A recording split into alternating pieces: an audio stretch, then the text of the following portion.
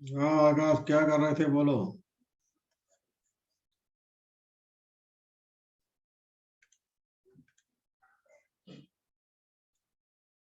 Sir acceleration of centre of मास। चलो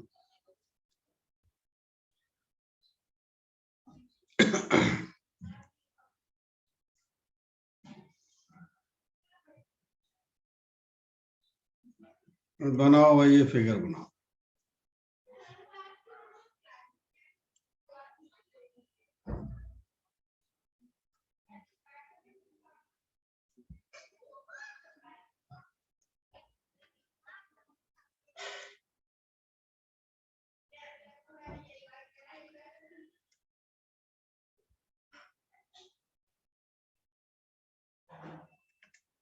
बनाइए।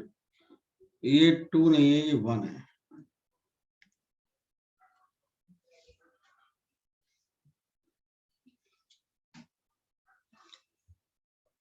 कह रहे हैं system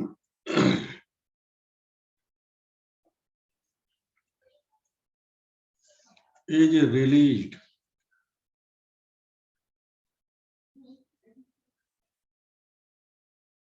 from rest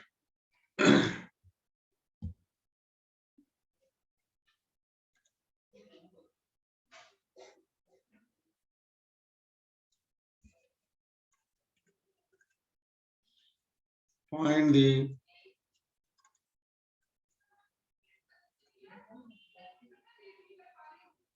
displacement of center of mass after 2 seconds। करो भाई।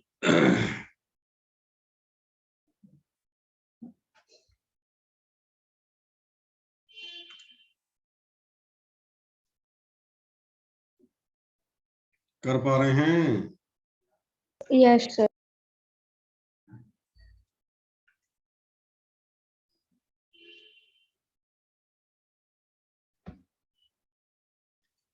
हाँ शीतल, आ गए?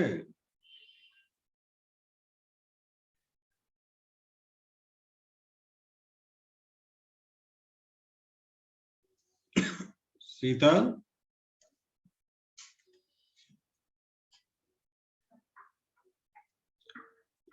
शीतल आवाज नहीं आ रही।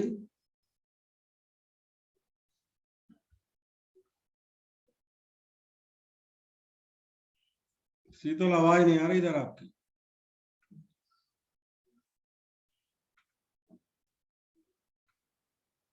Sir 40/3 metre. देखो और क्या आ रहा है, देखते हैं।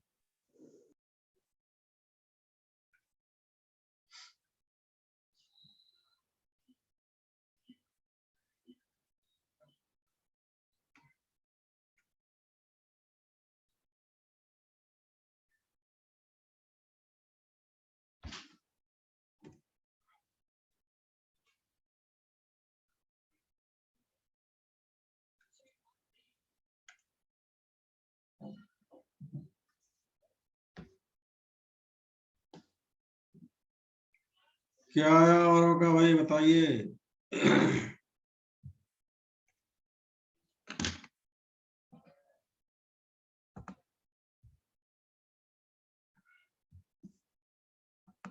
हाँ आकाश, हो गया? सर 40/3 आ रहा है।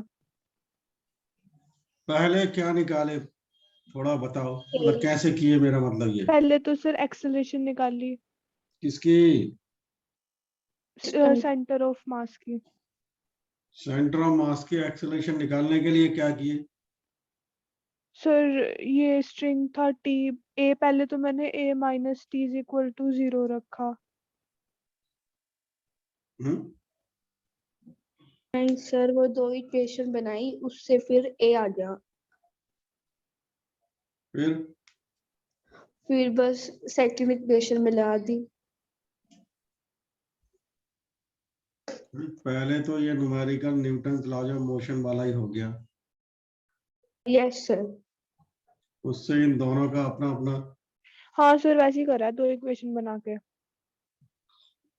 दोनों का अपना अपना एक्सेलरेशन निकालो, बराबर ही आएगा वो।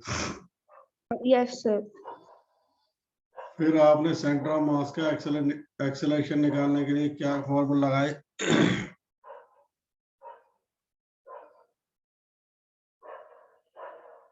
अरे सेंटर ऑफ मास का एक्सेलरेशन निकालने के लिए क्या फॉर्मूला लगाए आप लोग? M2A2 दोबारा बोलना। सर थीटा बस 90 ले लिया। फिर उसके बाद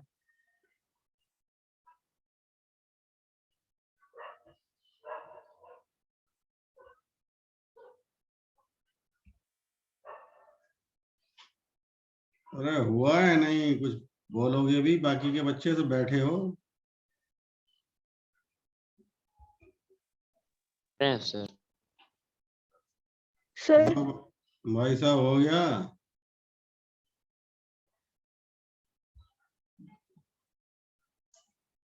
हैं?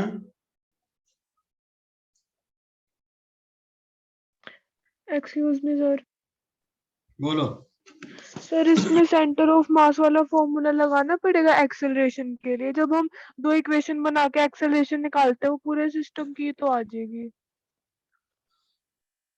भाई न्यूटन लॉज ऑफ मोशन से आप इसका एक्सेलरेशन निकालो, इसका एक्सेलरेशन निकालो। आप याद करो, अगर इसको हम m2 मान लें और इसको m1, तो इसका सीधा फॉर्मूला था, अगर आपको याद आ रहा होगा तो, m2g upon m1 plus m2। याद आ रहा है नहीं आ रहा है? Yes sir.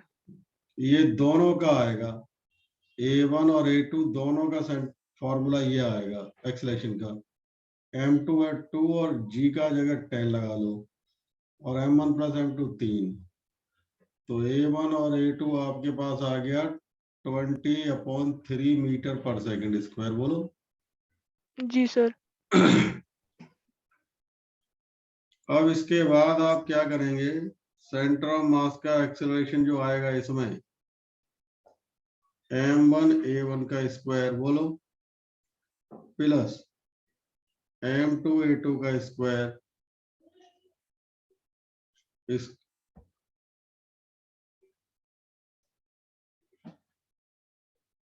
Hello, square root. आवाज आ रही है? Yes sir. हाँ, एक मिनट रुको, थोड़ा कुछ गड़बड़ था। तो ये अपॉन m1 प्लस m2 ये आएगा।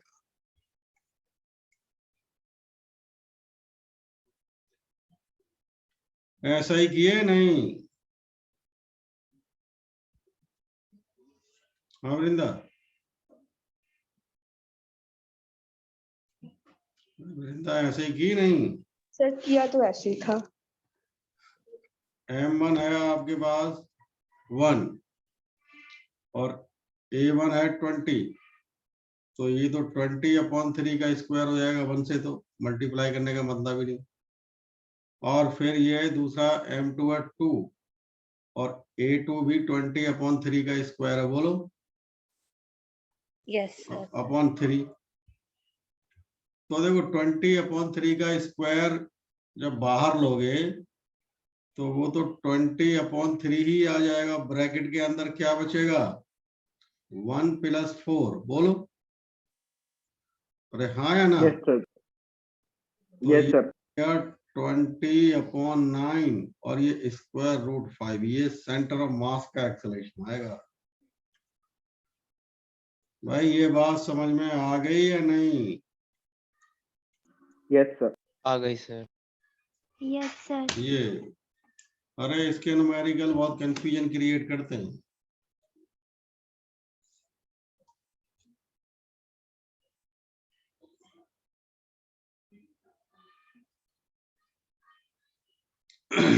बोलो।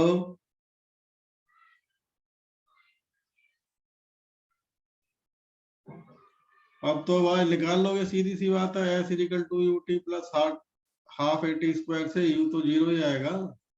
40√5/9। 1/2 एक ही जगह ये लगा हुए। और ये आएगा फिर 2 सेकंड था तो 4,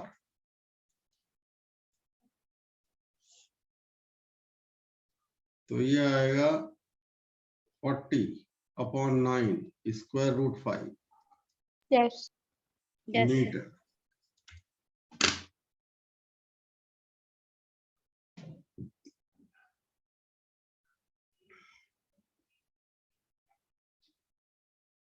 हो गया? Yes, sir. Yes, sir. कोई problem? No, sir.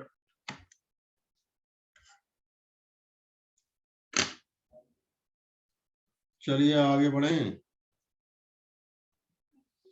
Yes, sir. देखें भाई,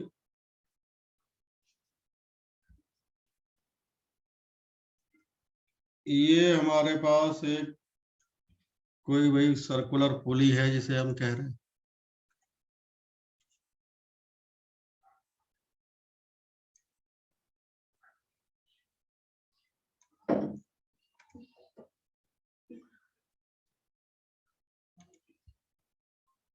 और ये 2 ब्लॉक ऐसे,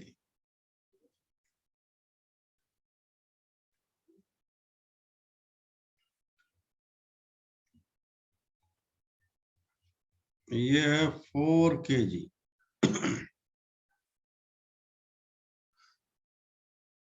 और ये है आपका 2 kg।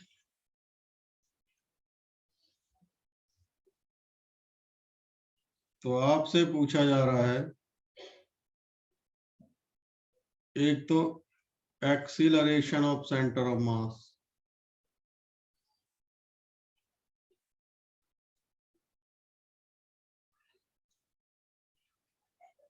दूसरा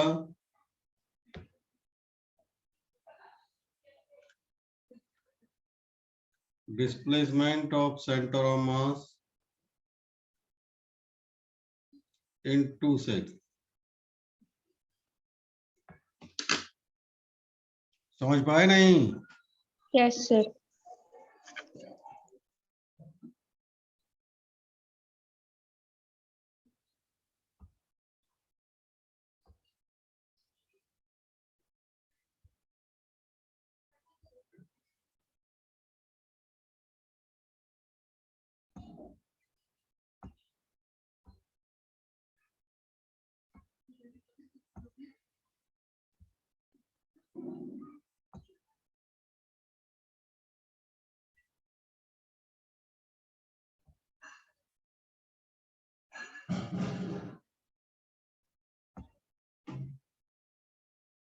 Sir, 20/18 तो acceleration है। हाँ, पूरा आंसर देखो।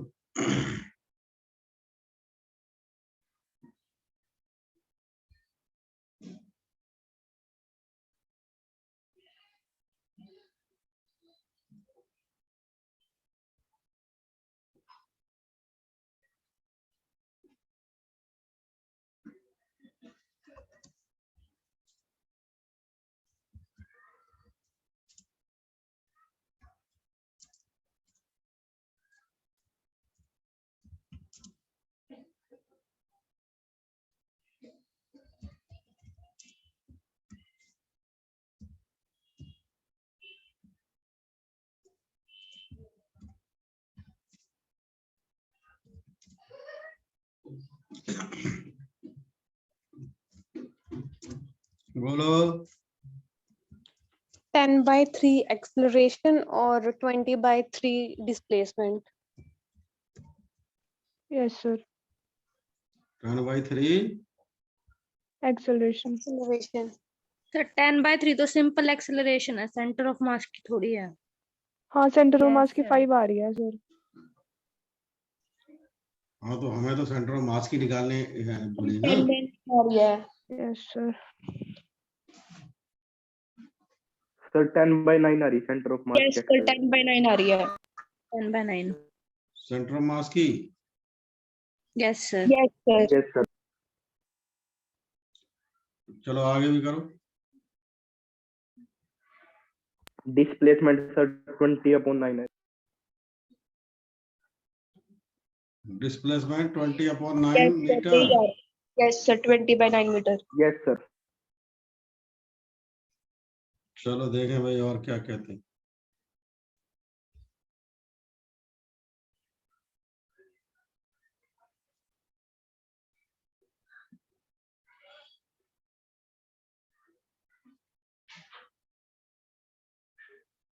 देखो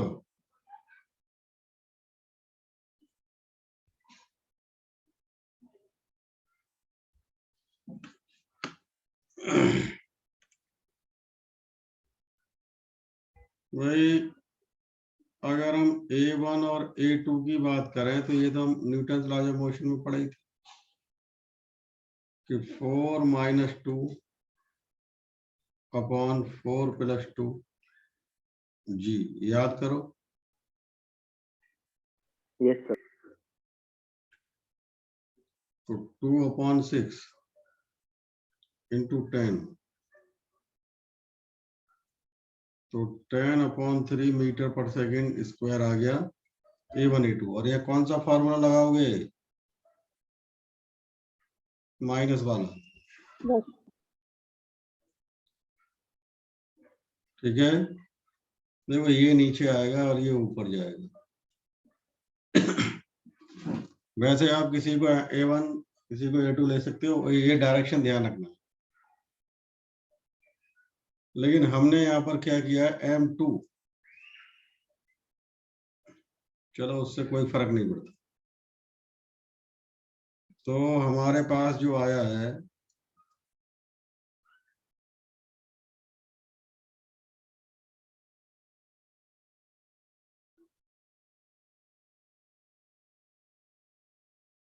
देखिए, मान लिया आपने इसी को A1 ले लिया और इसी को इसको A2, तो क्या लिखेंगे आप? M1 यानी 4 × A1 माइनस का 2। वास्तव में A2 A1 है तो बराबर ही, बोलो। Yes sir.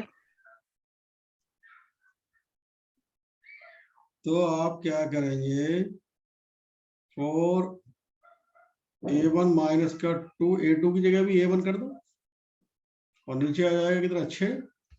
हाँ है ना? Yes sir. 2A1/6 यानी A1/3। A1 की वैल्यू लगाओ,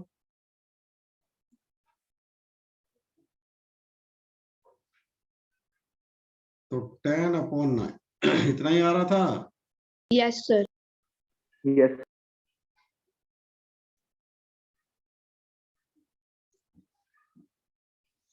लिख लो भाई।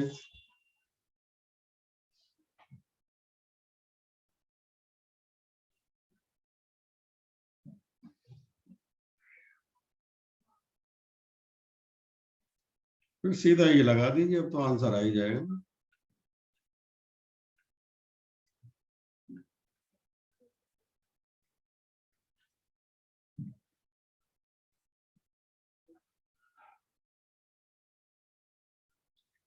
T दिया रखा 2।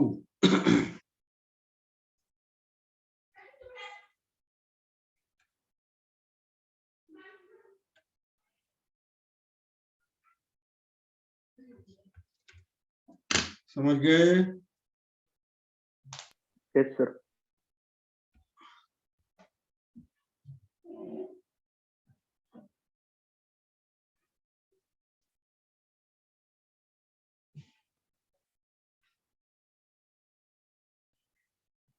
हो गया भाई सबका? Yes sir. Yes sir.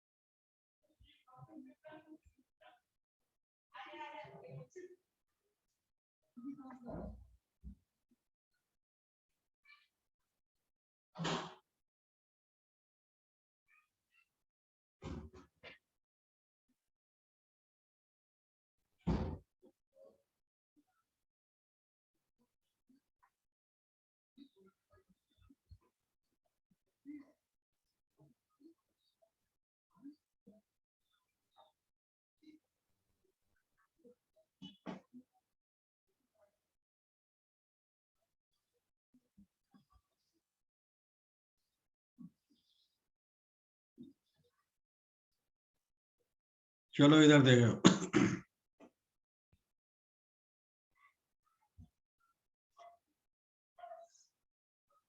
देखो हेडिंग डालो, effect of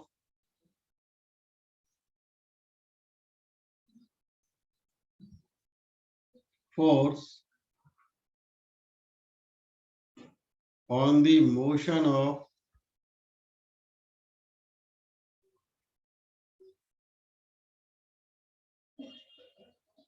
center of mass। यानी सेंटर ऑफ मास के मोशन पर फोर्सेस का क्या इफेक्ट होता है, ये बात की जा रही। ठीक है,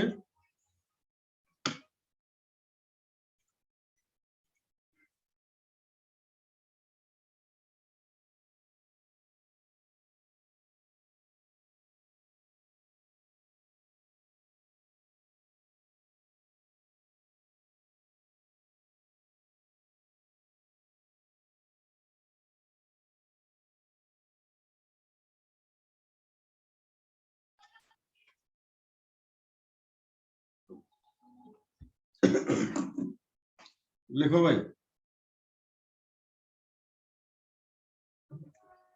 पहला पॉइंट लिखें, there is no effect, there is no effect of internal forces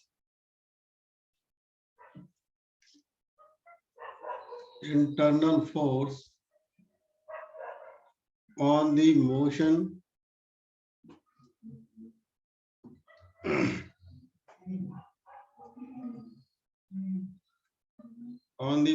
of center of mass।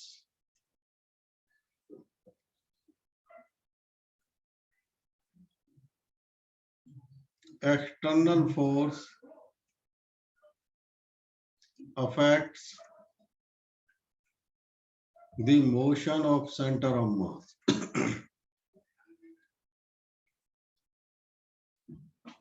लिखो भाई,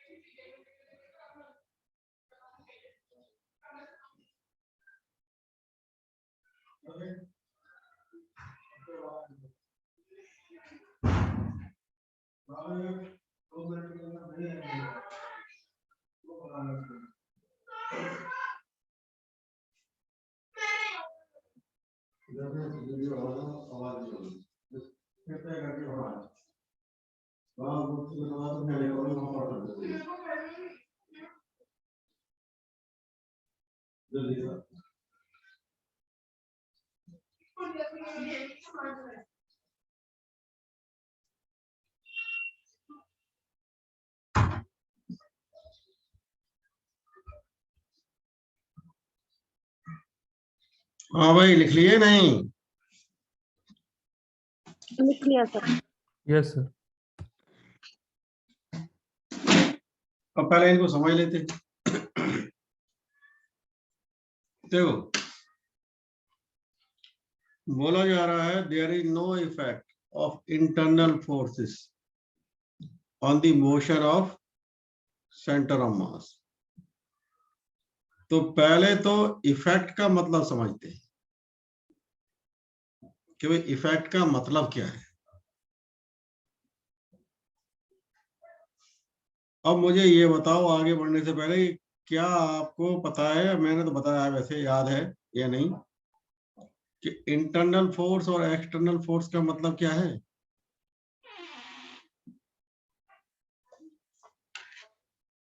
बोलो भाई, क्या आपको याद है इंटरनल और एक्सटर्नल फोर्स का मीन्स?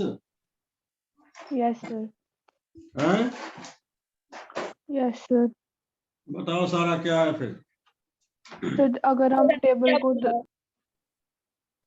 बोलो। सर अगर हम किसी चीज को बाहर से खुद के फोर्स से धक्का मारे तो वो उसके लिए एक्सटर्नल फोर्स है, पर अगर जैसे वेट है और उसके वो कांटेक्ट फोर्स करता है आपस में, वो उसके इंटरनल फोर्सेस है। हाँ, मतलब एक तरीके से समझो कि अगर कोई सिस्टम है, वो सिस्टम वेल डिफाइंड है, तो उस सिस्टम के बीच अंदर जितने भी पार्टिकल है उनके बीच में अगर कोई फोर्स लगेगा तो वो इंटरनल फोर्स है। यस और सर। अगर बाहर से उस सिस्टम को अपोज किया जाए तो वो एक्सटर्नल फोर्स हो गया। समझ गए नहीं?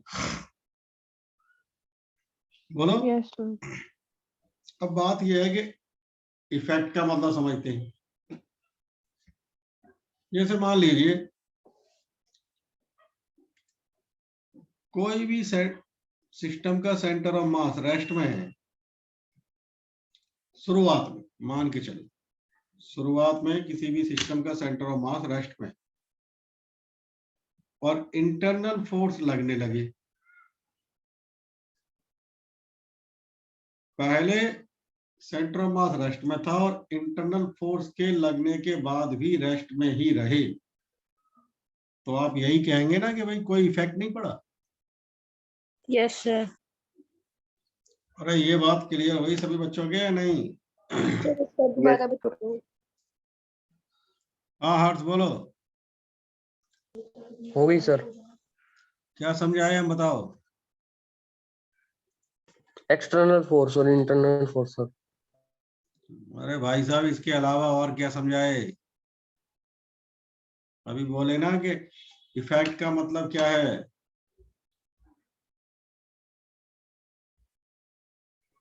सर इस पे कोई इफेक्ट नहीं होगा सर, इंटरनल फोर्स का सेंटर ऑफ मास।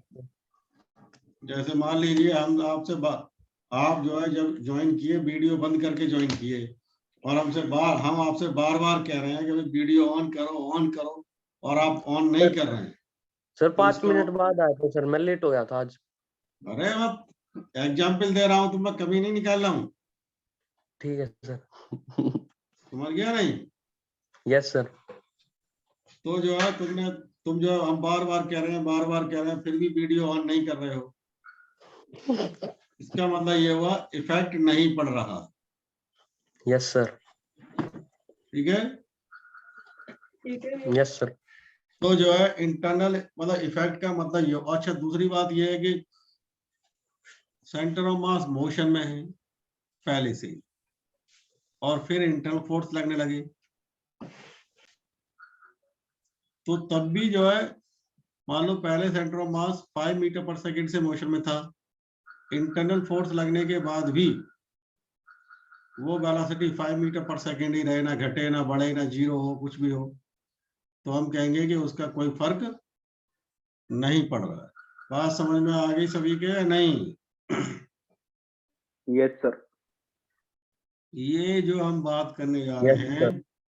ये बात सुनने में आसान है, लेकिन इसके न्यूमेरिकल बड़े अजीब टाइप के होते हैं। जो चीजें मैं पहले भी क्लास में बताया, सुनने में आसान हो, सिंपल लगे, उनके न्यूमेरिकल टफ हो जाते हैं। जो चीजें पढ़ने में कठिन हो, उनके न्यूमेरिकल आसान हो जाते हैं। देखो भाई, जैसे मान लीजिए समझाने के लिए हमने ये मान लिया, ये एक बहुत बड़ा कोई भी जो है फील्ड है, ठीक है भाई, और इसमें क्या था, फिगर बनाइए, ये दो छोटी सी बॉल ऐसे रखी थी,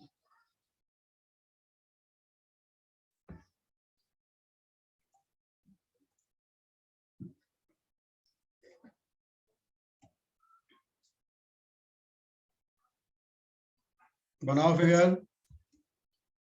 ये रेस्ट में थी और ये भी रेस्ट में थी।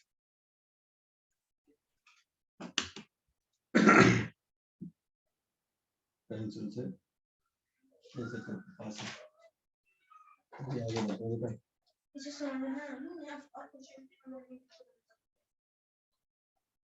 तुम समझो पहले, समझो सुनो तो ध्यान दीजिए।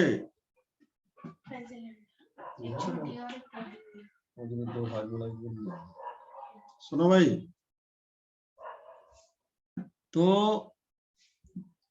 जो दो बॉडीज के बीच में ग्रेविटेशनल फोर्स होता है, ग्रेविटेशनल फोर्स क्या होता है आगे पढ़ेंगे, लेकिन वो जानते हैं आप कि बॉडीज के बीच का लगने वाला फोर्स ग्रेविटेशनल फोर्स क्या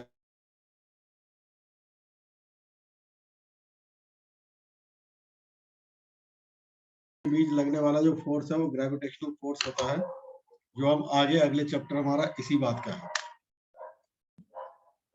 तो जनरली ग्रेविटेशनल फोर्स दो बॉडीज के बीच लगता ही लगता है, ऐसा हो ही नहीं सकता कि ये फोर्स ना लगे, क्योंकि इस फोर्स को लगने के पीछे रीजन होता है बॉडी का मास, और ऐसा हो नहीं सकता कि कोई बॉडी हो और उसका मास 0 हो। बोलो, बात समझ Yes, में आ sir. रही? ऐसा हो नहीं सकता कि कोई बॉडी हो और उसका मास 0। तो इनके बीच में लगने वाला ग्रेविटेशनल फोर्स, इंटरनल फोर्स, और इन दोनों बॉडी को पहले रेस्ट में रखा गया था, लेकिन जैसे ही हमने इनको छोड़ दिया, रिलीज कर दिया, तो ये इधर की तरफ और ये इधर की तरफ, क्योंकि इनके बीच में फोर्स लग रहा है। जब फोर्स लग रहा है तो उस फोर्स के कारण ये एक दूसरे की तरफ आ जानी चाहिए। समझ गए नहीं? अरे हाँ या नहीं? Yes sir. Yes sir. Yes sir. जब फोर्स लग रहा है तो फोर्स और ग्रेविटेशनल फोर्स ऑलवेज अट्रैक्टिव होता है, कभी रिपल्सिव नहीं। तो उस ग्रेविटेशनल फोर्स के कारण ये एक दूसरे की तरफ आए। ठीक है, तो अब ये बताओ, जब ये अभी रेस्ट में है तो इन दोनों का सेंटर ऑफ मास की वेलोसिटी क्या होगी? 0। 0। Yes sir. अब जब इनको रिलीज कर दिया तो ये एक दूसरे की तरफ आने लगे। किस फोर्स के कारण एक दूसरे की तरफ आ रहे हैं? इंटरनल फोर्स, ग्रेविटेशनल फोर्स के कारण। तो अब बताइए, इंटरनल फोर्स का सेंटर ऑफ मास की मोशन पर, सेंटर ऑफ मास की वेलोसिटी पर कोई फर्क पड़ता है? No sir. तो बताइए, जब ये एक दूसरे की तरफ आने लगे तब सेंटर ऑफ मास की वेलोसिटी क्या होगी?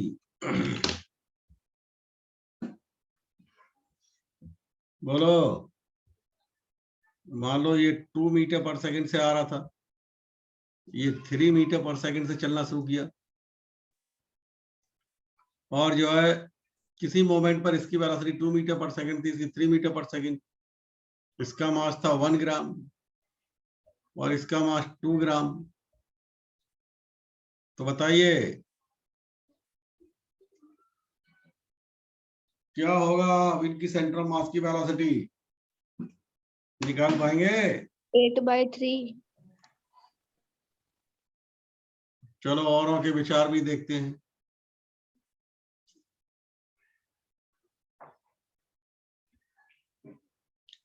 अरे बोलो। Sir, 4/3. तुम लोग ध्यान ही नहीं देते, इनमें से कोई सा। मैंने अभी थोड़ी देर पहले आपको क्या समझाया? इंटरनल फोर्स का सेंटर नहीं हो रहा तो वही रहेगा। सेंटर ऑफ मास की वेलोसिटी पर कोई फर्क पड़ता ही नहीं। Yes sir. मतलब ये हुआ कि इनकी सेंटर ऑफ मास की वेलोसिटी जो शुरुआत में थी 0 अब भी वही 0 होगी। नहीं समझ में आई बात? हाँ या ना? Yes sir. अरे सबसे पहले यही कहानी समझाई गई। Yes, sir.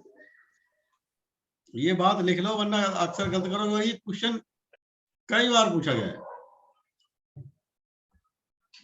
और पूछे जाने का कारण यही है क्योंकि यहाँ यही गलती करते हैं। सर क्या पूछेंगे कि ग्रेविटेशनल फोर्स से सेंटर ऑफ मास की वेलोसिटी बताओ? नहीं, तुम पहले ये फिगर बना लियो यस सर। तो मैं बोलता हूं क्वेश्चन। लिखो,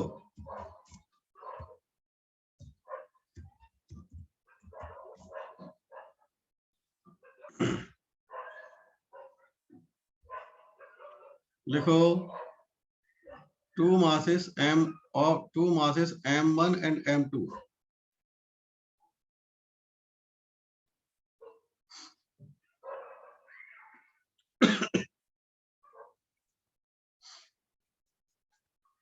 Two masses m1 and m2 are initially at rest.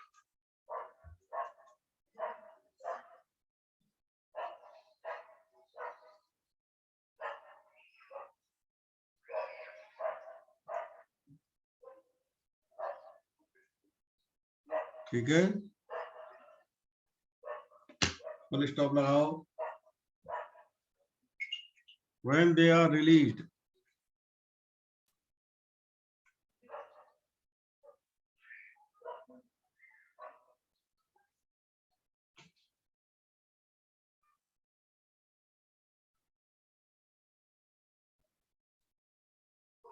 masses are released,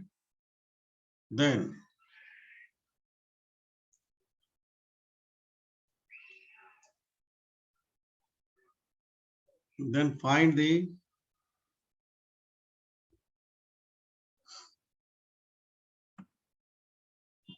velocity of center of mass after 1 second.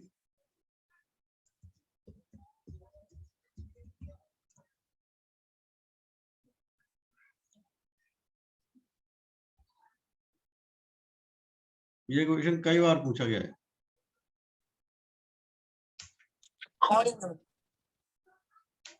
कितना आएगा आंसर? 0। नहीं, अब तो 0 आ ही जाएगा। मतलब आप समझ गए कि इसका क्यों, क्या कारण ये सब? Yes sir. यस सर बोलो। सर मेरे को समझ नहीं आया, पहले वाले क्वेश्चन में भी तो हमने वेलोसिटी निकाली थी, इसमें और इसमें क्या फर्क है क्वेश्चन में? पहला वाला कौन सा? पहले जो क्वेश्चंस करे थे हमने। हाँ, उनमें हमें ये कुछ क्लियर नहीं बोला गया था कि इंटरनल फोर्सेस लग रहा है नहीं लग रहा है। यहाँ हमने ये बोला गया है व्हेन दे आर, एक मिनट थोड़ा यहाँ और क्लियर करो इसको। इस वाले जो एग्जाम्पल है, इसको जो मैंने लिखा था इसमें थोड़ा और बात लिखो। देखो, व्हेन दे आर रिलीज, फिर मैंने क्या लिखा है? When they are release then find the velocity of centre of mass. Yes sir. तो आप ऐसा लिखो, व्हेन दे आर रिलीज, उसके बाद लिखो व्हेन दे आर रिलीज, उसके बाद थोड़ा सा बात और लिखो। When they are release they comes towards each other due to their internal force. अब क्लियर हो जाएगा, है नहीं? Yes sir.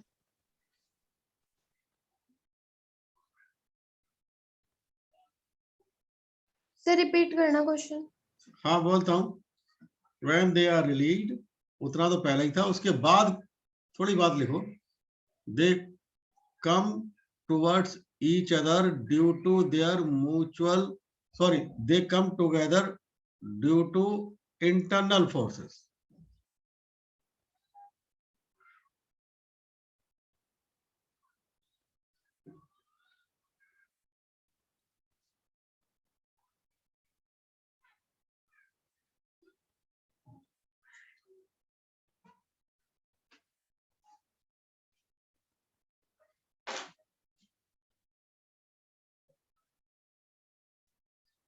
ठीक है, yes sir. then find the velocity of center of mass.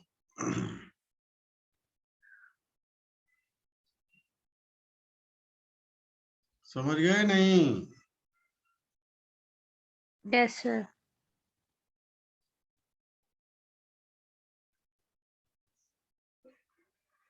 कोई problem? No sir. No sir. तो अब तो समझ में आया सारा? हाँ सर अब आ गया। हाँ, वो हमें ये बात पहले लिखनी भूल गए थे, लिखनी चाहिए थी। अरे आकाश, ये क्या इसमें चीत पताड़े कर रहे हो भाई?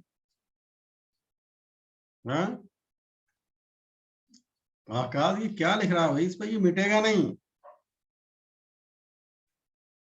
अरे कहाँ भाग गया?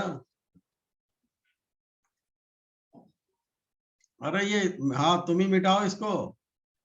ये सब इस पे दिखाई दे रहा है, बच्चे कह रहे हैं पता नहीं किसने लिख दी। मिटा पा रहे हो नहीं? मतलब जो है लिख दिया और मिटा नहीं पा रहा है, हैं? बढ़िया। नहीं मिटेगा, वो खत्म करना पड़ेगा।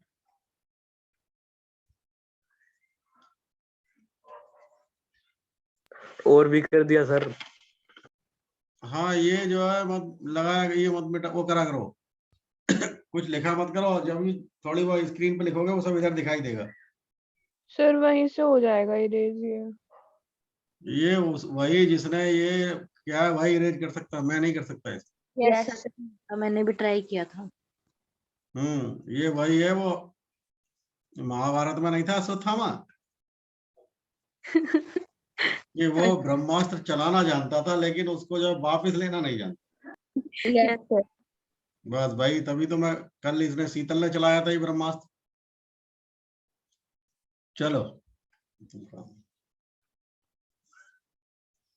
अब ध्यान दीजिए भाई, जैसे कि हम अभी समझे कि एक्सटर्नल फोर्स का इफेक्ट पड़ता है, लेकिन इंटरनल फोर्स का कोई इफेक्ट नहीं पड़ता। अब जैसे हमने तो ये माना कि शुरुआत में सेंटर ऑफ मास की वेलोसिटी 0 थी।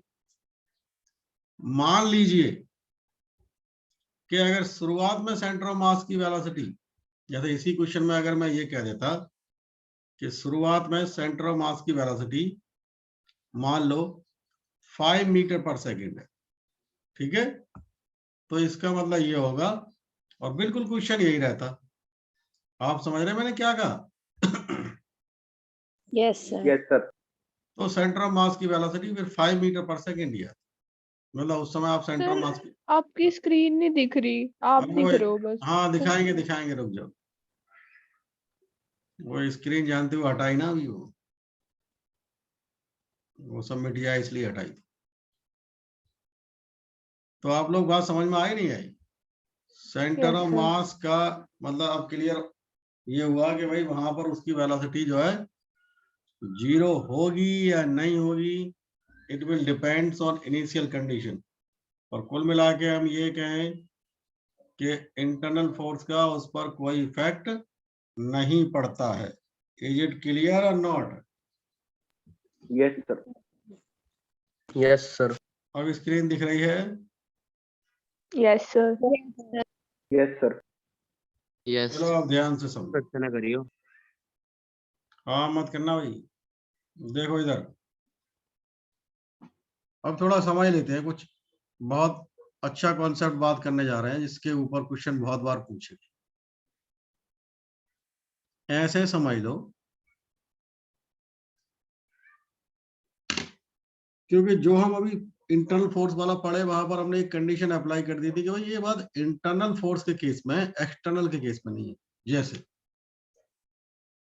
मान लीजिए ये कोई भी एक, ये जो है कोई भी एक बोट है, ठीक है?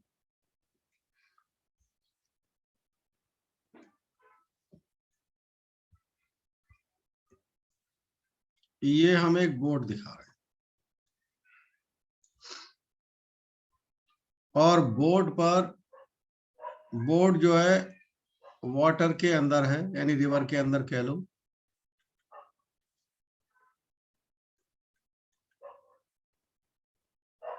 बोट और रिवर वाटर के बीच में कोई भी फ्रिक्शन नहीं है, ऐसा बोला गया।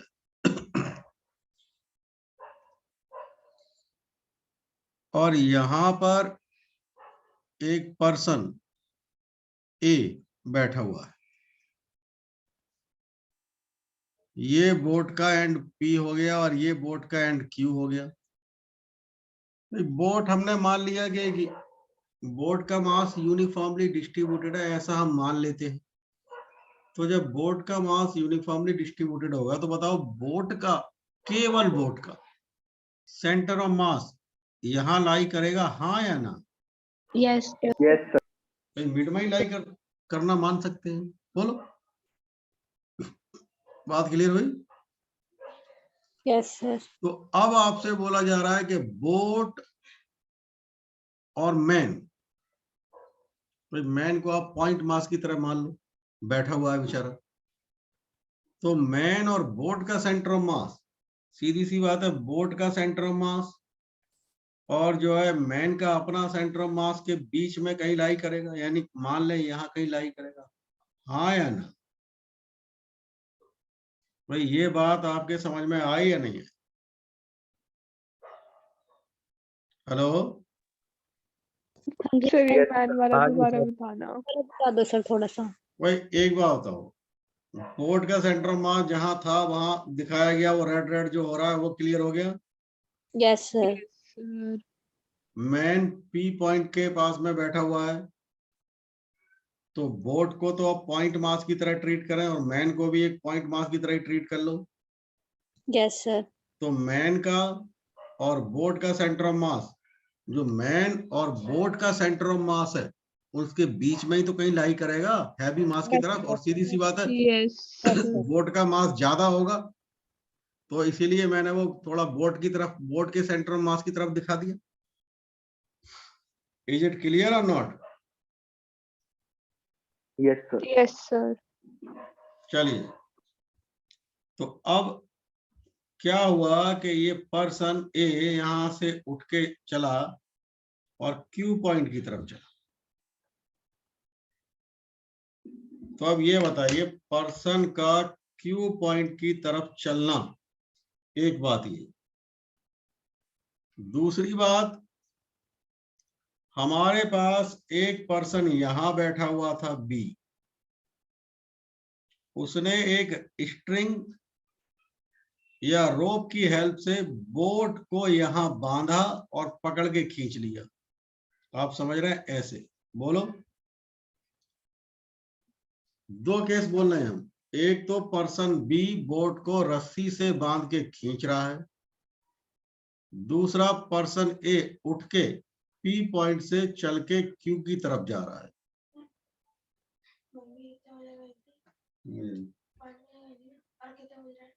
साढ़े तो बताओ भाई, इन दोनों केस में से कौन सा इंटरनल है, कौन सा एक्सटर्नल है? सर जो बोट वाला है वो तो इंटरनल है और जब ये बाहर से खींच रहा है वो एक्सटर्नल है। क्या ये बात सही कह रहे हैं?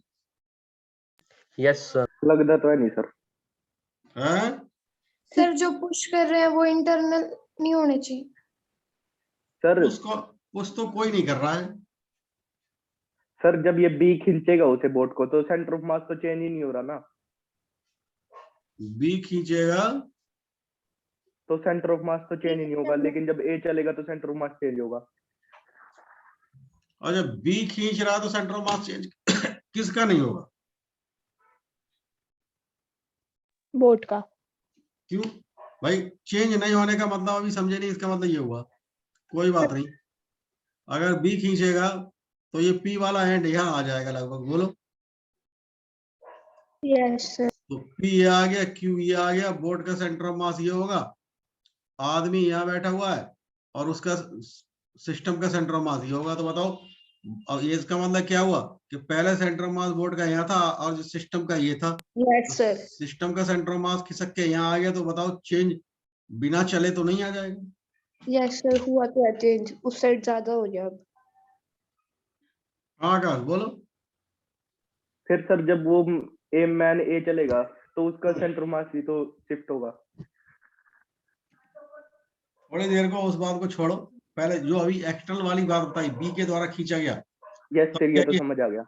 समझ आ गए? अब Yes, चलो sir. अब उस पर चलते हैं, कोई बात नहीं। सर दोबारा बताना वो वाली बात। अरे तुम तो एक बार में कहने समझते हो भाई। देखो, हमने ये कहा ये यहाँ, एक मिनट रुको,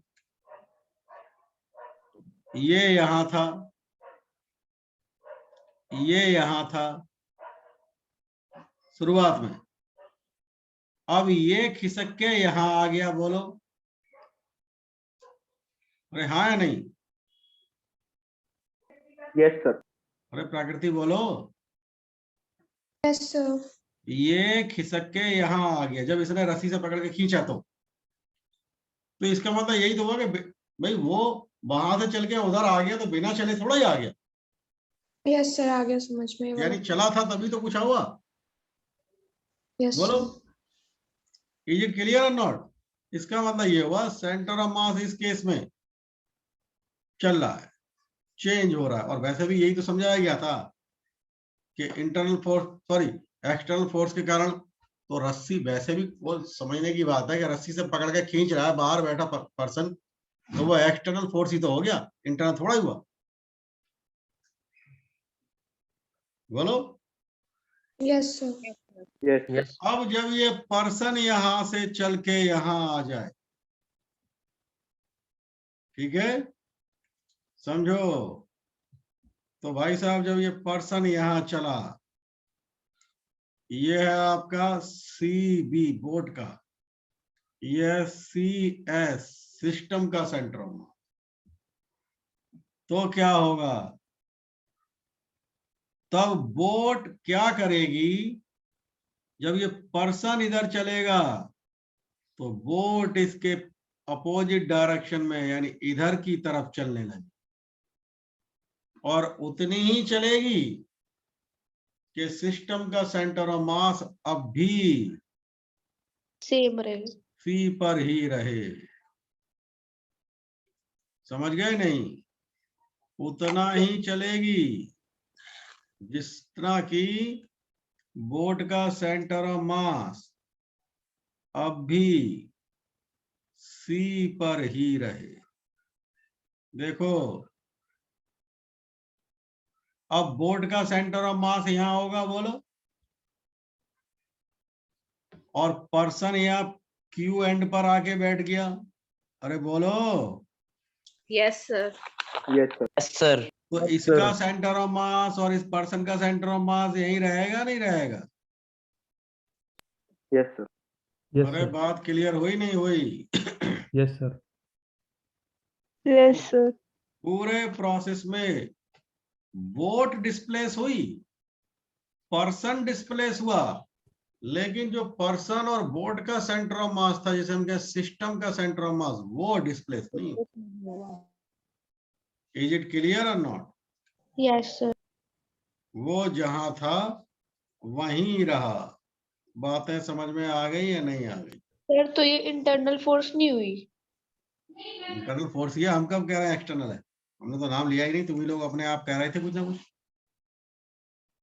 भाई जब वो सिस्टम का एक पार्ट है पर्सन, तो वो फोर्स इंटरनली तो हो गई। जो रस्सी डाल के बाहर से खींच रहा था वो एक्सटर्नल फोर्स है। अब समझ में आ गई नहीं आ गई बात? यस।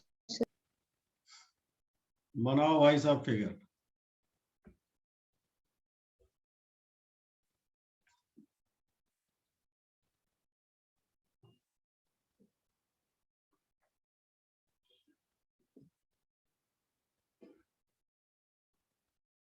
सी बी और ये सी एस,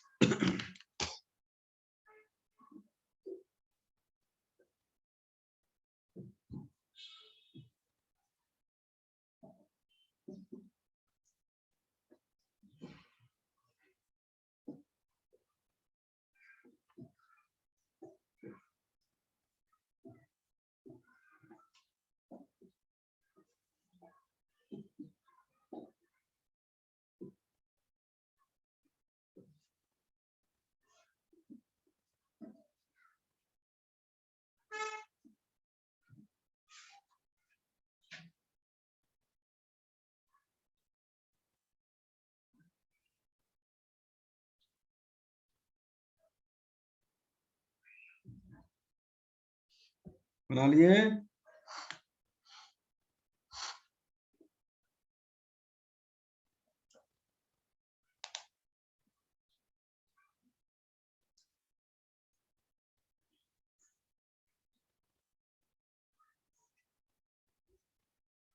अरे बना लिए नहीं?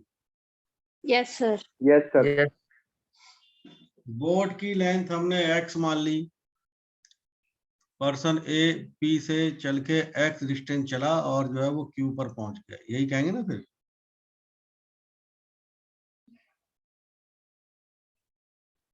भाई साहब ये बात समझ में आई या नहीं आई? Yes sir. Yes sir. चलिए अब कुछ और समझते हैं, इसको 2 मिनट के लिए यहीं छोड़ते हैं, फिर और चलते हैं, फिर वापिस आएंगे। ये 2 पार्टिकल,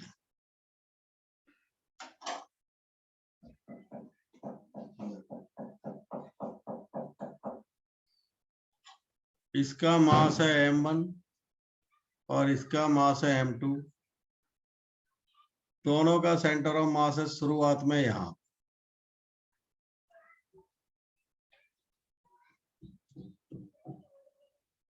मान लीजिए यहां।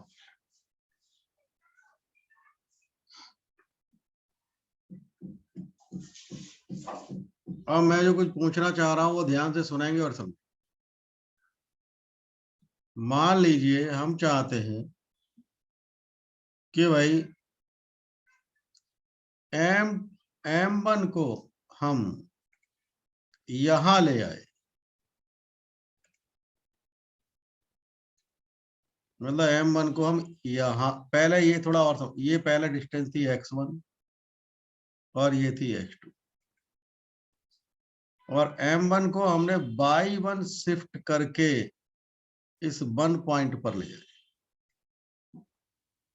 सभी ध्यान से सुना और समझे, माइंड चलाएं।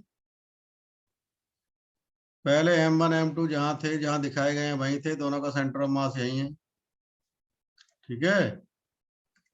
और अब हमने क्या किया कि भाई m1 को 1 पॉइंट पर ले गए y1 शिफ्ट करके, लेकिन हम चाहते अब भी यही है कि सेंटर ऑफ मास अब भी दोनों का यही रहे जहां अभी है।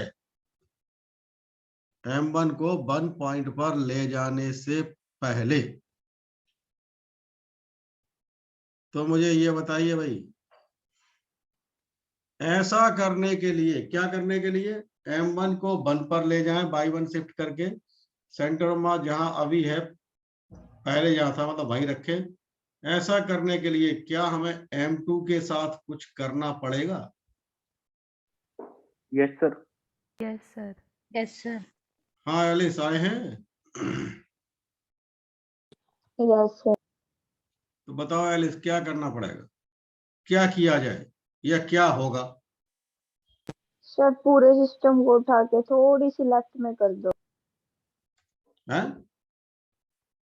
पूरे सिस्टम को उठा के थोड़ी सी लेफ्ट में कर दो सर। पूरे सिस्टम को उठा के लेफ्ट में कैसे कर देंगे? सर जैसे m को राइट में किया। नहीं तो पूरे सिस्टम को उठा के अगर हम लेफ्ट, हमने समझ ही नहीं रहे, हमने ये कहा है कि हम सेंटर ऑफ मास जहां अभी है वहीं रखेंगे, तो बताओ उसे लेफ्ट में कैसे कर सकते हो? देखो मैं समझाता हूं। याद करो जिस दिन ऑफलाइन क्लास हुई थी, वो आखिरी ऑफलाइन क्लास थी जो हुई थी, उस दिन मैंने बताया था, कुछ याद आ रहा है? m1 x1 m2 x2, कुछ याद आया पहले वाले दिन? ये कंडीशन Yes, sir. सदैव सेटिस्फाई रहनी चाहिए। मास और उस मास का सेंटर ऑफ मास से डिस्टेंस का मल्टीप्लाई प्रोडक्ट कांस्टेंट रहता है, याद करो। Yes sir. Yes sir. तो अब आप बताइए, जब जो है m1 1 पॉइंट पर आ गया, जो तो पहले m1 और सेंटर ऑफ मास की डिस्टेंस x1 थी, तो क्या अब भी m1 और सेंटर ऑफ मास की डिस्टेंस x1 ही रह गई? No sir. No, sir. अब क्या रह गई? X1 minus Y1. Yes sir. यानी पहले से कम हो गई। Yes sir. Yes, sir. तो सीधी सी बात है, प्रोडक्ट बराबर है, तो M2 की डिस्टेंस भी तो अब कम हो जानी चाहिए उसी रेशो में। Yes sir. Yes sir. अरे हाँ या नहीं? Yes sir. यस तो सर। M2 को यहाँ Yes, ले sir. आना पड़ेगा। ये मान लिया ये बाई 2 चला M2, तो देखो भाई साहब ये हो जाएगा क्या, x1 माइनस y1, बोलो, और ये हो जाएगा x2 माइनस y2, हाँ या ना? Yes sir. और ये कंडीशन अब भी सेटिस्फाई होगी, m1 x1 minus y1 is equal to m2 x2 minus y2, yes और no? Yes sir. Yes sir. अरे ये बात समझ में आई नहीं आई? आ गई। तो लगाओ भाई इसको जो है अंदर मल्टीप्लाई कर, m1 x1 minus m1 y1 is equal to m2 x2 minus m2 y2। इस m1 x1 और m2 x2 बराबर है, तो क्या हम ये कट कर सकते हैं आपस में? Yes sir. अरे इक्वल है तो कट तो कर ही सकते हैं, बोलो। Yes sir. तो क्या आ जाएगा, m1 y1 is equal to m2 y2, यानी ये माइनस कैंसिल।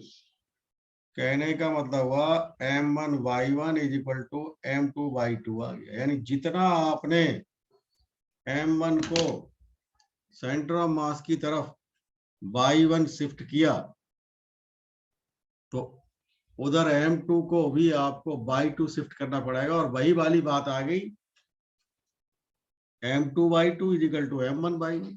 अरे ये बात क्लियर हुई नहीं हुई? Yes sir sir. एक डाउट है बोलो।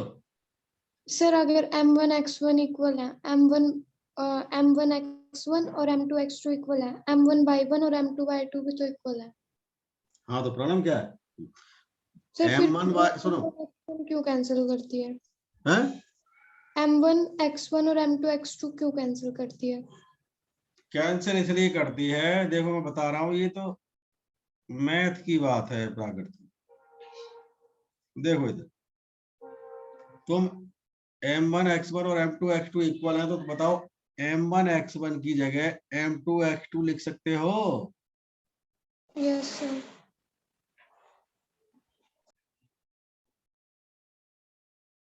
अब तुम इसे इधर ले आओ, m2 x2 minus m1 y1 sir वो माइनस, बताओ प्राकृति।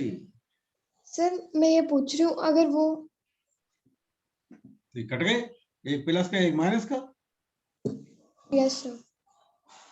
अब बताओ क्या पूछ रहे हो?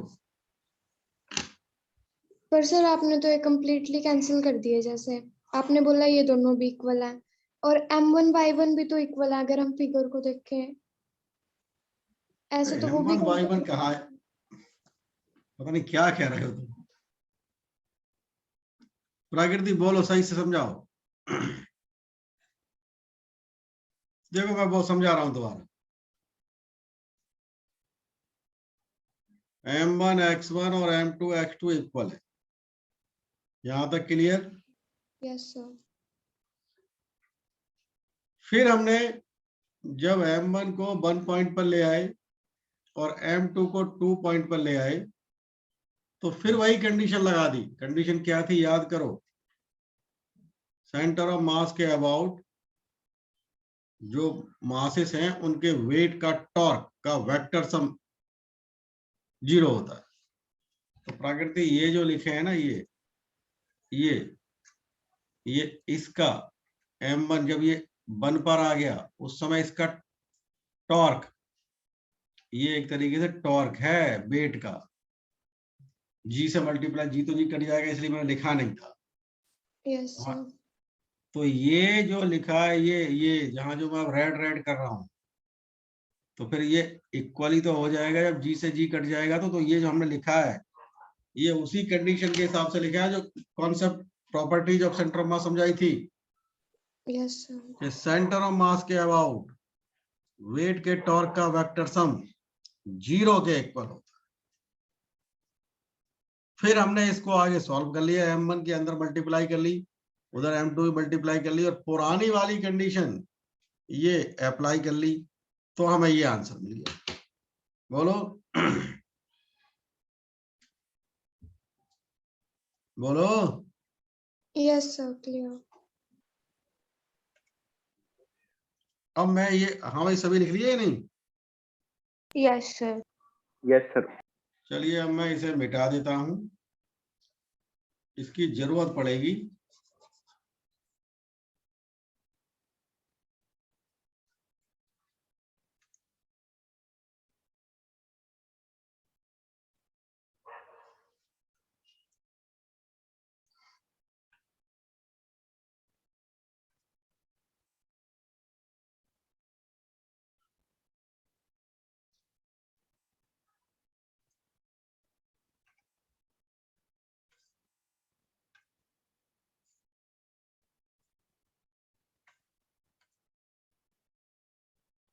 चलिए भाई अब इधर देखें, तो हम यहाँ क्यों ऐसा ही समझाने की जरूरत पड़ी, अब इस बात पे आते हैं। काम कर लो भाई। मास इसका मान लेते हैं m1%।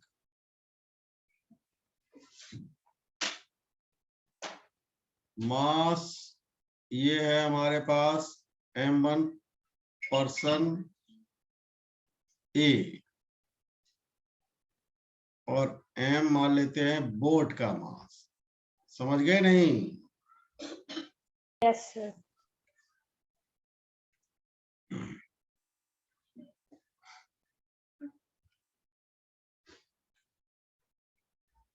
तो बताइए भाई, सिस्टम का मास कितना हो जाएगा? m1 + m। सीधी सी बात है, दोनों को ऐड कर दो। अरे यस और no? Yes sir. Yes sir. तो भाई m1 यानी चला कितना, q की तरफ x, तो जैसे अभी समझे थे m1 y1,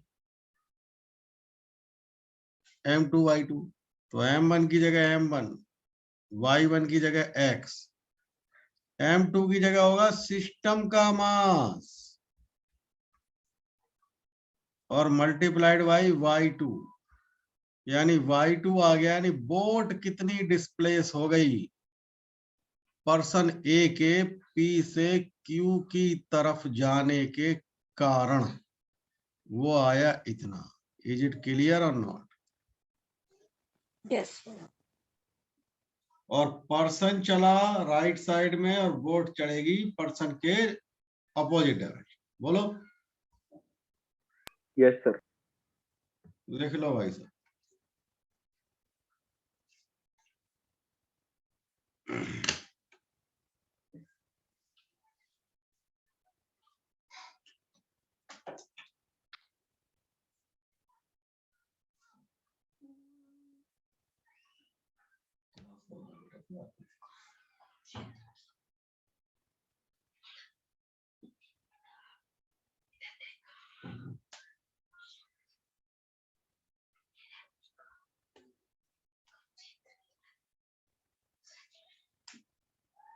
हो गया भाई?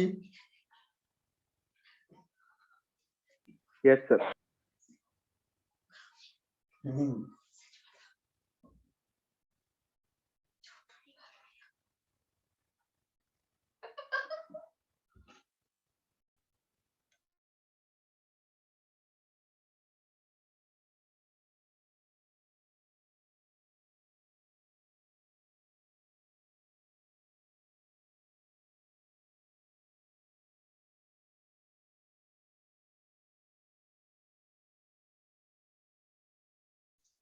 हो गया भाई? Yes sir. तो अब आप ये बताइए, ये जो पर्सन चल रहा है वो किसके रेस्पेक्ट में चल रहा था, बोट के या अर्थ के? बोट। और बोट किसके रेस्पेक्ट में चल रही है? अर्थ के। वाटर के साथ। वाटर। देखो वाटर कहे या अर्थ कहे एक ही बात है, कारण क्योंकि यहाँ पर रिवर चल नहीं रही है, रिवर फ्लो नहीं हो रही है, पानी रिवर में जो पानी है वो शांत है, नहीं चल रहा। समझ गए नहीं? लिख लो, ये बात है, लिख लो भाई। Person A is in motion. बोलो। सर y1 की जगह x क्यों लिखा? दोबारा बोलो। y1 की जगह x क्यों लिखा सर इक्वेशन में? y1 की जगह x इसलिए लिखा क्योंकि y1 यानी मतलब ये पर्सन ए P से चल के Q पॉइंट पर x डिस्टेंस ही तो चल गया, इसलिए x लिख दिया। बोलो, हाँ या ना? Yes sir. हाँ एलिस। दोबारा बताना सर। पर्सन ए जिसका मास m1 है वो P से Q चला, कितनी डिस्टेंस चला? x। इसलिए x लिख दिया। ठीक है सर। लिखो, person A is in motion relative to boat.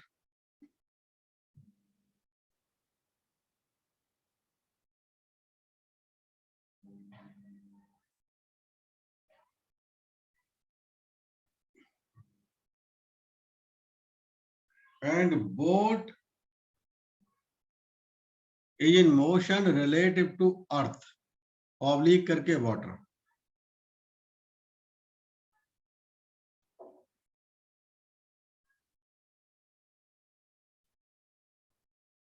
समझो, बोलो।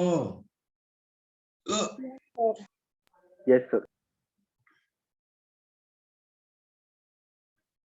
अब ये बताइए, पर्सन चला राइट साइड में और बोट किधर चली? Left side. तो मैं अगर आपसे ये पूछूं कि पर्सन चला बोट के रिलेटिव 2 मीटर, तो क्या पर्सन वास्तव में अर्थ के रिलेटिव 2 मीटर ही चला या कुछ Yes, ज्यादा या sir. कुछ कम? कम चलेगा सर। कितना कम चलेगा, कैसे पता करें? और जितनी बोट चली होगी। नहीं, देखो बहुत कॉमन सेंस की बात है। Sir x minus y2।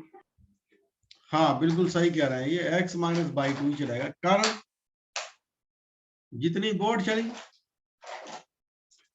और जितना पर्सन चला, आपको मैं दिखाई दे रहा है कि बाई 2 की वैल्यू x से तो कम ही है क्योंकि डिनोमिनेटर में m प्लस m1। अरे बोलो।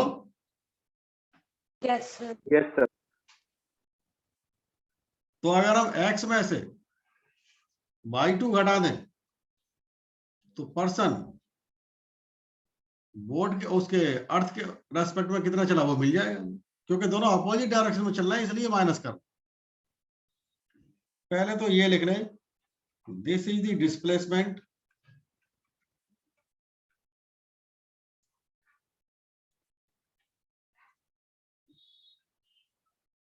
Of boat relative to earth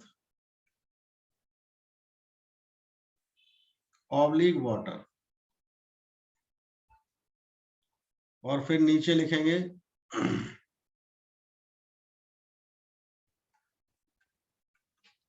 displacement of person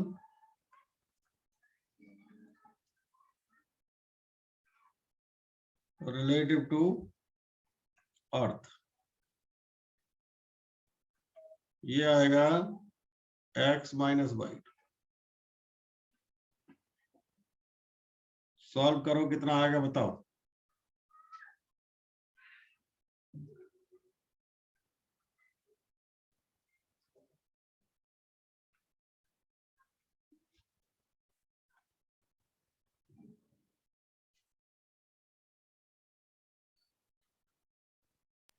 sir mx upon m plus m1। Yes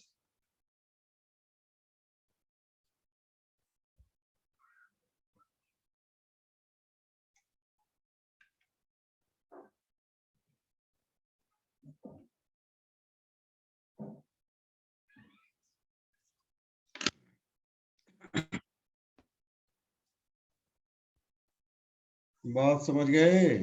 yes sir. Yes sir. कोई प्रॉब्लम? No sir. इस कॉन्सेप्ट पर सेवरल टाइम्स जेई में या और नीट दोनों में ही क्वेश्चन पूछे गए हैं। जेई में ज्यादा पूछे गए लेकिन नीट में पूछे गए हैं, और वो भी कई बार, एक दो बार नहीं।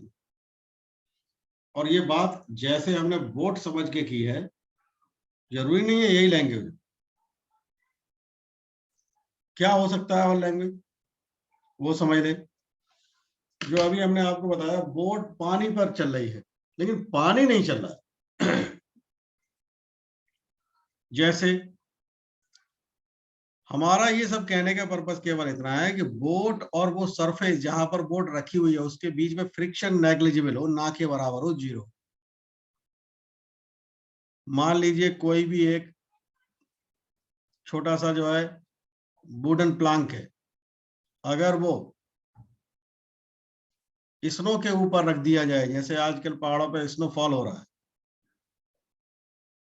और एक smooth surface, smooth seat snow पर रख दी जाए, तो उस स्नो और वो स्मूथ वुडन प्लांक के बीच में फ्रिक्शन लगभग जीरो होता। तो वहां पर भी ये कॉन्सेप्ट एप्लीकेबल होगा। मतलब मेरे समझाने का मतलब ये है कि जरूरी नहीं है कि भाई वो रिवर और बोट की बोट वाली कहानी समझा के दे, उसकी लैंग्वेज कुछ अलग ही हो सकती है। आपको ये देखना है, इसका कॉन्सेप्ट ये है कि सेंटर ऑफ मास शिफ्ट नहीं होगा, इंटरनल फोर्स लग रहा है इसलिए। देखो अगर फ्रिक्शन होगा तो फ्रिक्शन फोर्स एक्सटर्नल फोर्स होता है, और जहां एक्सटर्नल फोर्स लग गया वहां ये बात गलत हो जाएगी। हाँ है ना? Yes sir. Yes sir. इसीलिए जो है आपको Yes, बोला sir. गया है कि भाई फ्रिक्शन जो होना चाहिए वो जीरो होना चाहिए, नेग्लिजिबल।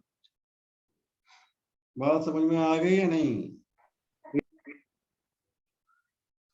अब देखो सेंटर ऑफ मास के बारे में जितना हमें पढ़ना था लगभग हम कंप्लीट कर चुके। एक बार मैं और देख लूंगा अगर कुछ रहता है तो जो है, लेकिन मुझे लग रहा है ये सेंटर ऑफ मास के रिगार्डिंग सारी बातें अब खत्म हो।